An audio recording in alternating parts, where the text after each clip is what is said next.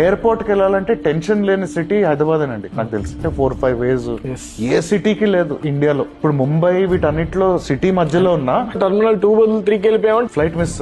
ఢిల్లీ అంతే, ఎక్కడికి వెళ్ళినా. హైదరాబాద్ ఎయిర్పోర్ట్ మన భారతదేశంలోనే విస్తీర్ణంలో అతిపెద్ద ఎయిర్పోర్ట్, 5,550 ఎకరాలతో ఉన్నమాట వాస్తవం. సో దాంట్లో ఇప్పుడు మనకు రన్వేస్ ఎక్స్పాన్షన్ కావచ్చు, ఏరోనాటికల్ సంబంధించినటువంటి కాలేజీ సంబంధించి కావచ్చు, వీటితో పాటుగా అక్కడ ఏరో సిటీస్ అనేది కూడా వాళ్ళు ఎక్స్పాన్షన్ చేయడం జరుగుతుంది. ఒక సపరేట్ కమ్యూనిటీస్ కూడా క్రియేట్ చేయడం జరుగుతుంది. అంటే ఎయిర్పోర్ట్ లోనే మల్టీప్లెక్స్ ఇవ్వడం జరుగుతుంది, మాల్స్ ఇవ్వడం జరుగుతుంది, ఇంటర్నేషనల్ స్కూల్స్ ఇవ్వడం జరుగుతుంది.